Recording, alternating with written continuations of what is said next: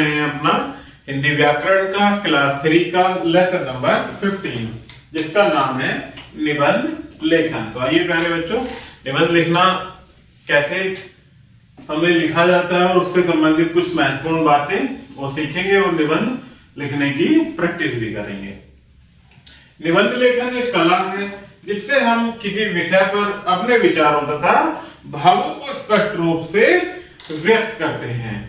निबंध लिखते समय ध्यान देने योग्य कुछ बातें, जिसमें पहला है कि निबंध लिखने से पूर्व विषय की पूर्ण जानकारी होनी चाहिए।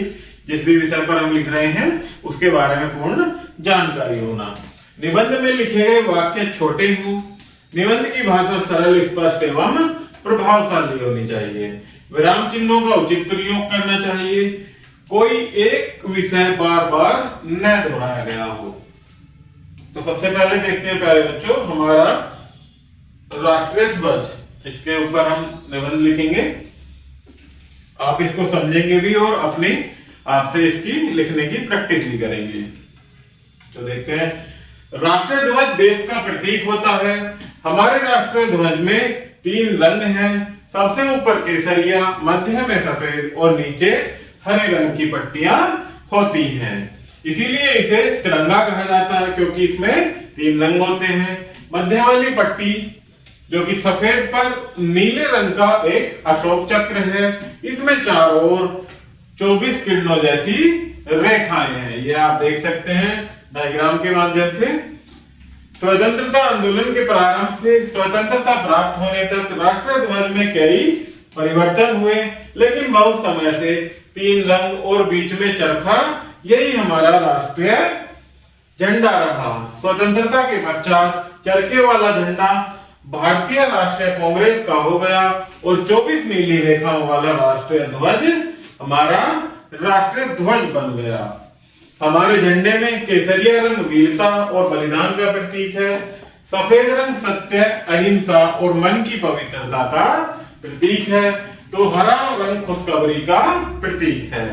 24 रेखाओं वाला चक्र सम्राट अशोक का धर्म चक्र है। यह निरंतर आगे बढ़ने की और शांति का संदेश देने वाला है। जो 24 रेखाओं वाला चक्र है प्यारे बच्चों, ये किसका है? सम्राट अशोक का धर्म चक्र। राष्ट्रीय ध्वज का आदर करना प्रत्येक नागरिक का कर्तव्य है। यह बात देश के प्रत्येक बच्चे, बूढ़े, जवान, स्त्री और पुरुष को स्मरण अर्थात याद रखनी चाहिए। नेक्स्ट है प्यारे बच्चों हमारा राष्ट्रीय मोर। इस पर निबंध लिखा जाएगा। मोर हमारा राष्ट्रीय पक्षी है। भारत में यह बहुत ठंडे प्रदेशों को छोड़कर लगभग सभी स्थानों पर पाया जाता है। इसका रंग नीला होता है और यह देखने में बहुत ही सुंदर होता है। इसके सिर पर एक कलगी होती है। इसके पंख लंबे, नीले तथा सुनहरे रंग के होते हैं। इनके पंखों पर छोटे छोटे गोल गोल चक्के भी होते हैं। यह बहुत तेज नहीं उड़ सकता है। वर्षा ऋतु में जब बादल उमड़ने लगते हैं तो यह अपने पंखों को फैलाकर नृत्य करने लगता है। ऐसा लगता है कि मानो वह बादलों के अभिनंदन के लिए मस्त होकर नाच रहा हो। भगवान श्री कृष्ण भी अपने सिर पर मोर का पंख धारण करते थे।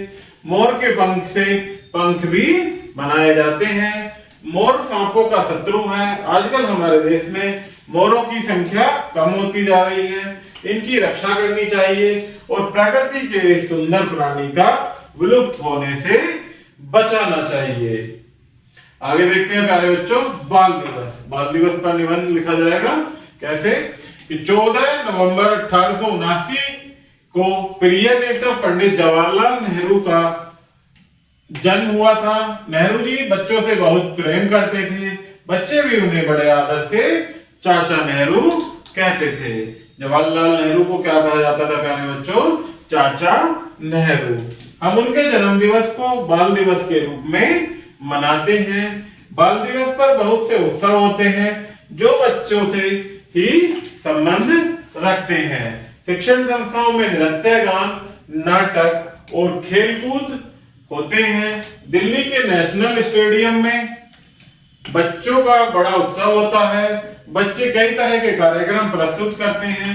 इस दिन बच्चे शांतिवन जाकर चाचा नेहरू की समाधि पर पुष्प भी अर्पित करते हैं, अर्थात उनकी समाधि पर फूल भी चढ़ाते हैं। नेहरू जी कहा करते थे कि बच्चे ही देश का धन है, वे ही भारत के भविष्य हैं। यह दिन बच्चों को अपने प्यारे चाचा के इसी विश्वास की याद दिलाता है। यह दिन हमें संदेश देता है कि नेहरू जी के बताए मार्ग पर चलकर अपने देश को सुखी बनाए, संसार में उनका मान बढ़ाए। आओ पाठ दोहराएं। निबंध लेखन एक कला है जिसमें हम अपने विचारों तथा भावों को स्पष्ट रूप से व्यक्त करते हैं। निबंध की भाषा सरल, स्पष्ट एवं प्रभावशाली होनी चाहिए। तो प्यारे बच्चों, इस प्रकार से हमारा ये लेसन यही समाप्त होता है। आशा करता हूं कि आपको यह वीडियो जरूर पसंद आई होगी। धन्यवाद।